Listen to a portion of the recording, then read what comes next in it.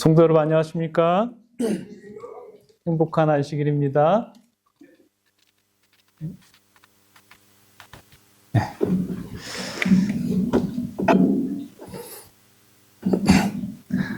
오늘 이렇게 어머니 날을 맞아서 우리 브라질리안 우리 자매님 우리 모녀, 그러니까 모녀 죄송합니다. 딸은 로즈, 어머니는 로사 마리아 해가지고 로사 이 모녀가 어머니의 날을 맞아서 이렇게 아름답게 너무 아름답죠? 엄마랑 딸 이렇게 하니까 참 부럽습니다. 오늘은 참 특별한 안식일입니다.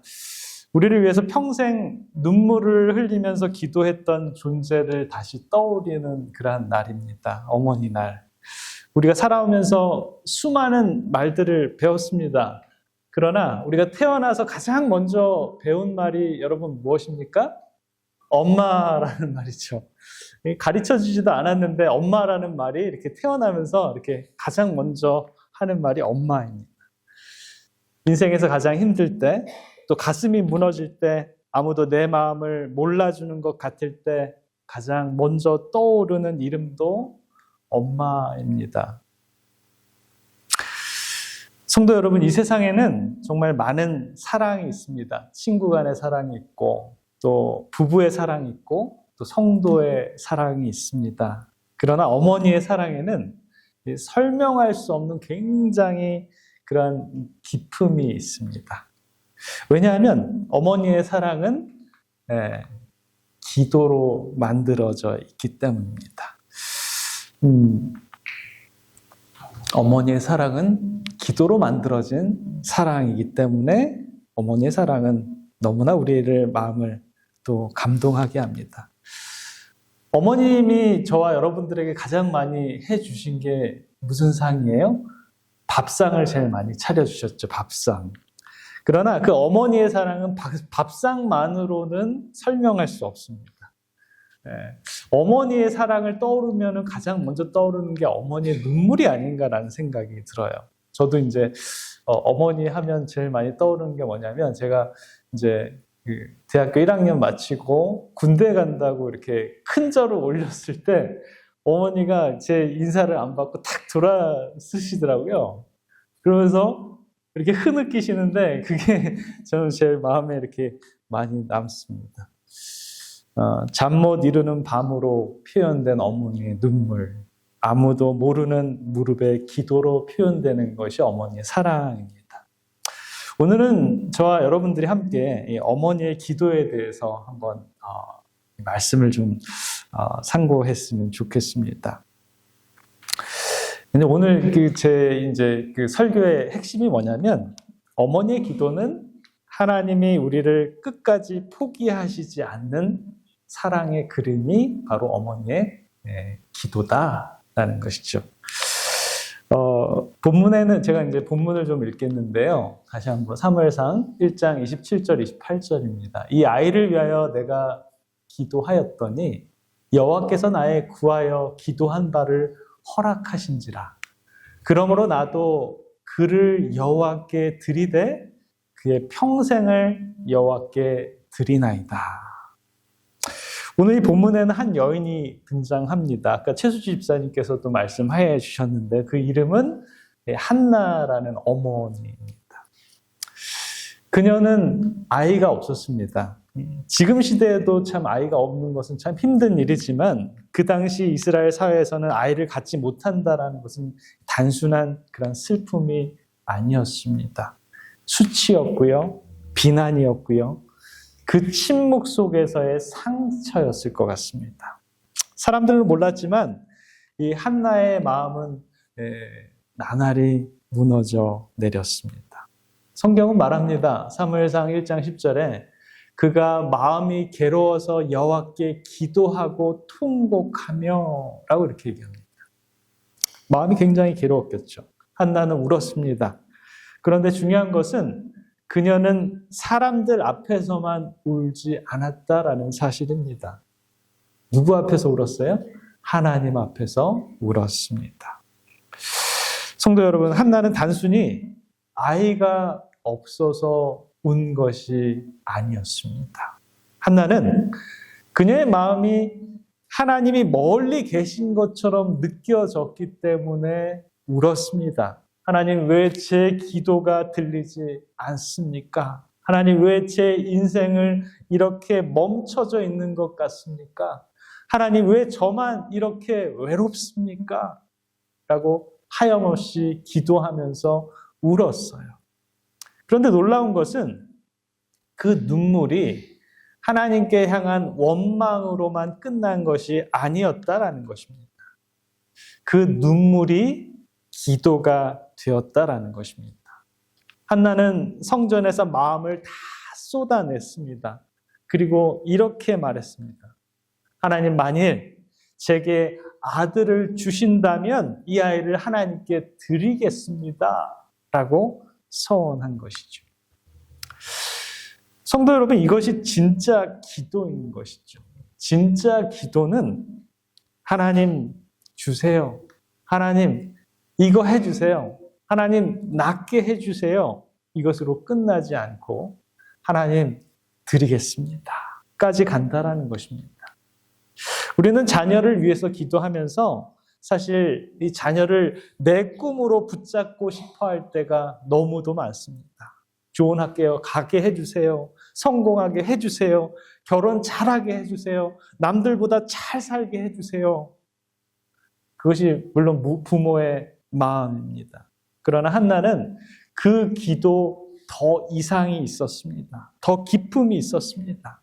하나님, 이 아이가 하나님께 속한 아이가 되게 해 주십시오라는 그런 서원이 있었습니다. 부조와 선지자 572페이지는 이렇게 얘기합니다. 한나는 자기 아들이 세속적으로 위대하게 되기를 구하지 아니하고 하나님께서 귀히 여기시는 위대함을 얻기에 되기를 구하였다. 성도 여러분, 기도하는 어머니는 자녀를 자기 뜻대로 만들려고 하지 않습니다. 하나님께 맡깁니다. 한나는 자기의 그 귀한 아들 사무엘을 붙잡지 않았습니다. 하나님께 드렸습니다. 그리고 하나님께 드려진 아이가 드디어 이스라엘을 살리는 이 선지자가 되었다라는 것입니다. 어쩌면 기도로 맡겨진 자녀는 하나님이 책임지신다라는 것이죠. 성경에는 한나 말고 또 다른 어머니가 나옵니다. 저와 여러분들이 잘 아는 누구의 어머니예요? 모세의 어머니 요게벳이 나옵니다. 모세의 어머니는 모세의 어머니가 살던 시대는 어땠습니까? 한나는 한나 나름대로의 그 슬픔과 기도가 있었어요. 아이를 못 낳는 그런 어려움이 있었습니다. 근데 이 모세의 어머니 요게벳의 시대에는 아이를 낳으면 슬픔이었어요. 그 당시에는 이 히브리 여인의 아들을 낳으면 어디에다 던져 죽여야 돼요? 나일강에다가 던져서 죽여야 되는 그러한 시대였습니다. 그래서 아이를 낳는 것이 그 울음소리가 축복이 아니라 두려움이었고 저주였습니다. 그런데 요게벳, 모세의 어머니는 그 모세를 포기하지 않았습니다. 어떻게 했어요? 3달 동안을 숨겨서 키웠습니다. 그런데 더 이상 숨길 수 없게 되자 갈대 상자를 만듭니다. 그 요게벳 어머니의 그 마음을 너무나 잘 표현한 노래가 요게벳의 노래라는 노래가 있죠. 그리고 이 어머니는 그 모세를 그 갈대 상자에 눕히고 나일강에 떠나 보냅니다. 그 나일강으로 떠나 보내는 그 어머니의 마음이 도대체 어땠을까요? 성도 여러분, 그 갈대 상자는 단순한 바구니가 아니었습니다. 어머니의 눈물이었습니다. 어머니의 믿음이었습니다. 그리고 어머니의 기도였습니다. 요게벳이 그 아이를 갈대 상자에 넣어서 나일강에 버린 겁니까? 버렸습니까? 아니에요. 갈대상자에 넣어서 나일강이라는 하나님의 품으로 보내준 것이죠. 하나님께 맡긴 것입니다. 어머니가 할 수 있는 일이 끝나는 자리에 하나님께서 하시는 일이 시작되는 것입니다. 부조와 선지자는 이 부분에서 이렇게 얘기합니다. 243페이지인데요. 그 어머니의 열렬한 기도가 그의 아들을 하나님의 보호에 의탁하게 하였고 눈에 보이지 않는 천사들이 그를 지키고 있었다라고 이렇게 얘기합니다. 성도 여러분, 어머니의 기도는 눈에 보이지 않습니다. 모세의 어머니 요게벳이 얼마나 하나님께 간구하고 기도했으면 나일강에 버려진 수많은 아이들이 다 물에 수장돼서 죽었지만 그 모세라는 아이는 하나님의 인도하심으로 받아서 어떻게 됐습니까? 바로의 공주의 손에 들어가서 왕자로 키워지지 않습니까? 어머니의 기도는 눈에 보이지 않습니다. 그러나 하늘은 압니다. 사람들은 몰라도 하나님은 들으십니다. 요게벳은 아이의 미래를 통제할 수 없었습니다. 나일강의 물결도 막을 수 없었습니다. 바로의 군대도 그녀를 막을 수 없었습니다. 그러나 그녀는 알았습니다. 내 손보다 하나님이 더 크다라는 것을 그녀는 분명히 알았고 기도했고 하나님께 맡겼습니다. 사랑하는 성도 여러분, 세상은 자녀에게 이 성공을 가르치지만 기도하는 어머니는 자녀를 하나님께 데려갑니다. 그래서 우리 마리에타 믿음의 성도님들의 자녀들은, 저와 여러분들은 우리는 어떻게 해야 합니까? 자녀들이 성공하는 것보다 자녀들을 누구한테 맡기십니까? 하나님께 맡기시기 바랍니다. 그리고 하나님께 맡겨진 한 아이가 결국 그 민족을 살려냅니다. 한 청년이 있었어요. 그 청년은 어릴 때 교회에 열심히 나갔습니다. 교회에 나가서 많은 것을 배우고 교회에서 밥 먹고 교회 아이들이랑 놀면서 지냈습니다. 새벽마다 들리는 소리가 있었습니다. 그 소리가 바로 무엇이에요? 어머니의 기도 소리였습니다. 주님, 우리 아들을 붙잡아 주세요. 주님, 세상에 빼앗기지 않게 해주세요. 주님, 하나님을 떠나지 않게 해주세요. 라고 열심히 우리 어머니는 기도했습니다. 그런데 그 청년은 그 어린아이는 자라나면서 하나님을 떠나게 되고 예배도 떠나고 말씀도 떠나고 기도도 떠나게 되었습니다. 어머니는 말로 붙잡지 못했습니다. 한마디도 못했습니다. 그 아들에 대해서, 그 아들이 사는 방법에 대해서 하나도 충고도 제대로 해줄 줄 몰랐습니다. 왜냐하면 아들이 더 똑똑하고 더 많이 배우고 더 성공적인 삶을 살아갑니다. 그렇죠? 아이들이 조그맸을 때는 부모가 자녀에게 이거 해라 저거 해라 이게 좋은 거야 라고 가르치지만 아이들이 이제 키가 비슷하게 되고 더 키가 자라게 되고 더 많이 배우게 되면 아이들은 어떻게 됩니까? 부모를 존경하는 것이 아니라 그거는 내가 더 잘해 이렇게 하면서 어떻게 합니까? 더 이렇게 부모님을 조금 낮게 볼 수도 있고 무시할 수도 있고 좀 그렇게 되는 것입니다. 그러나 그 어머니는 그 대답 대신 무릎으로 대답했습니다. 아들이 늦게 오는 밤에도 방문을 닫고 울면서 기도했습니다. 주님, 이야기를 포기하지 말아주세요. 성도 여러분, 혹시 지금도 여러분들도 이 아이들을 위해서 기도하고 계시지 않습니까? 다른 기도는 다 잊어도 누구에 대한 기도는 잊지를 못해요. 우리 자녀들에 대한 기도는 잊지 못합니다. 아침에도 밤에도 새벽에도 잠잘 때도 꿈에도 나타나는 게 자녀들을 위한 기도입니다. 눈물로 기도하는 분이 있다는 사실을 잊고 살아간다라는 것은 정말 엄청난 일입니다. 세월이 흐릅니다. 어머니가 병들었어요. 임종 직전에 아들의 손을 붙잡고 마지막으로 어머니가 이렇게 얘기합니다. 얘야, 엄마는 너를 위해서 평생 기도했단다. 너가 하나님을 떠난 것 같아도 하나님은 너를 놓지 않으실 거야 라고 하면서 마지막 유언을 남기고 어머니는 돌아가셨어요. 장례식 후 청년은 어머니의 방에 들어갔습니다.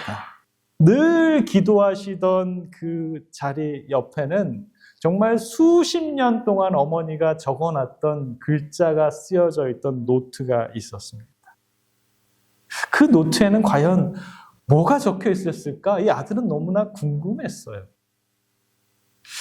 첫 장에도 자기 이름, 그 다음 장에도 자기의 이름, 마지막 장에도 그 아들의 이름이 적혀 있습니다. 주님, 이 아이를 붙잡아 주세요. 주님, 제가 죽어도 이 아이를 포기하지 말아 주세요 라고 적혀 있습니다.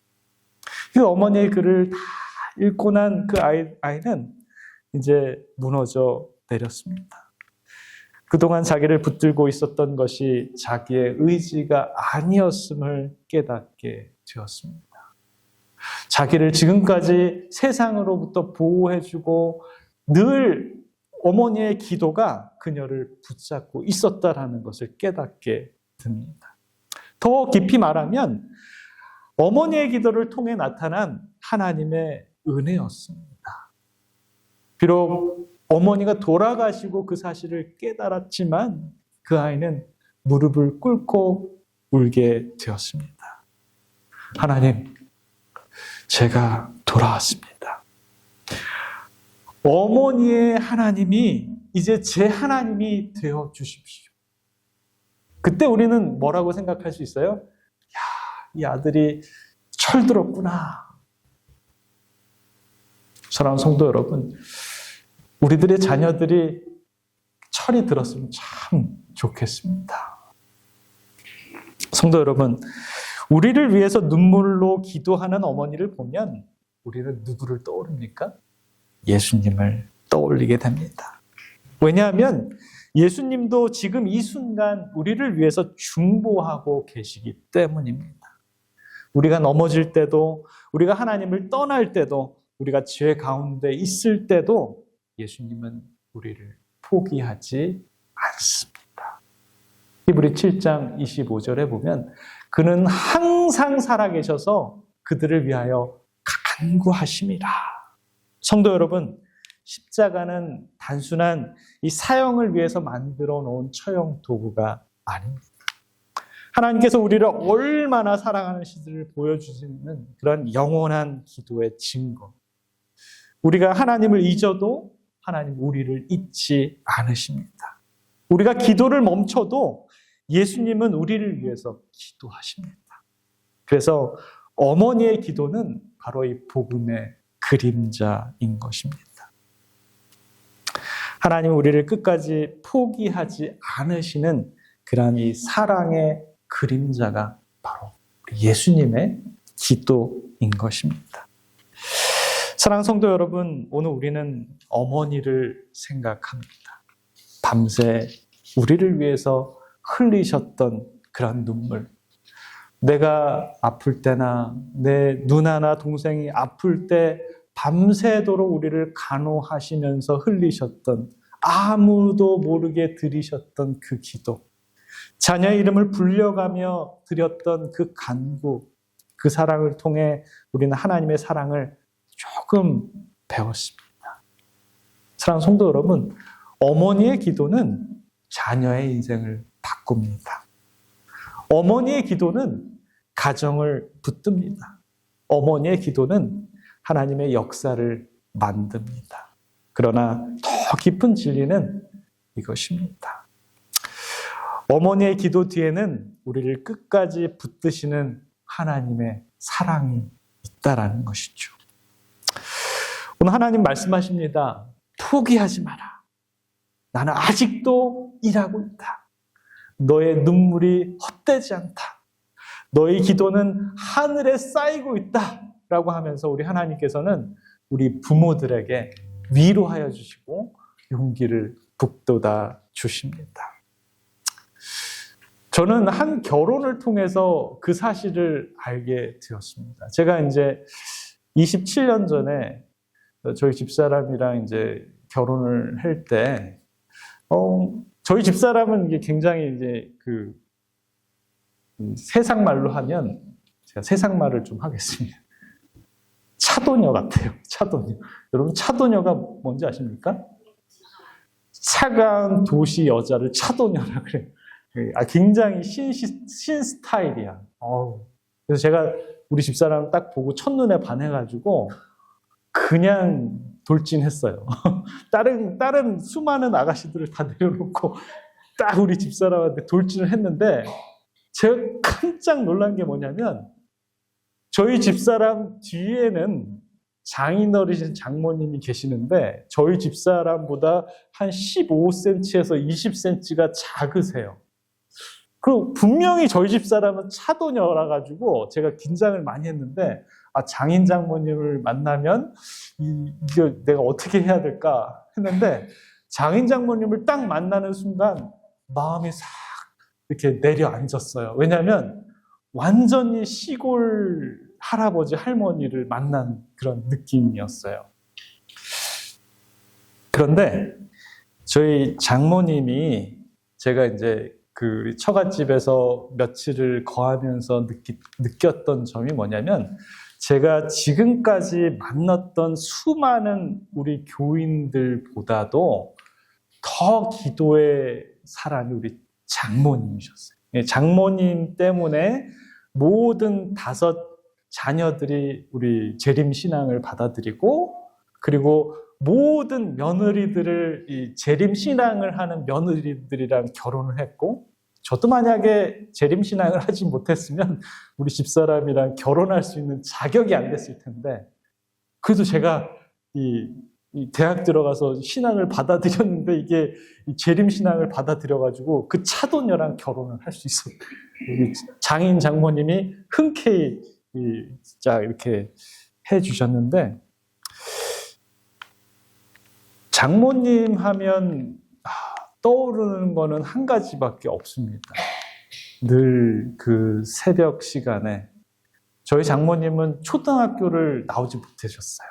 그래가지고 그 집에 가보면 큰 집에 지하실 화장실에서 그 조그마한 상을 펴놓고 아무도 못 보는 시간에 새벽 3시, 4시에 일어나셔서 자기가 거의 60이 넘어서 배우신 한글로 성경을 필사하는 거를 제가 두 눈으로 보고, 기도하시는 모습을 보고 제가 너무너무 감동을 받았어요. 저러신 분 때문에 모든 교인 가족들이 다 신앙 안에서 자랄 수 있구나. 그분은 이제 이 세상에서 떠나서 볼 수가 없습니다. 그러나 그분이 남겨준 기도의 흔적들은 볼 수 있습니다. 어머니는 떠나셔도 기도는 남았다라는 것입니다. 어머니의 손은 놓아졌지만 어머니의 기도는 아직도 자녀들을 붙들고 있습니다. 성도 여러분, 기도는 결코 사라지지 않습니다. 성도 여러분, 어머니의 기도가 남아있는 것처럼 지금 예수님은 우리를 위해서 기도하고 계십니다. 우리가 약할 때도, 우리가 넘어질 때도, 때때로 우리가 하나님을 잊어버릴 때도 우리 주님은 우리를 포기하지 않으실 것입니다.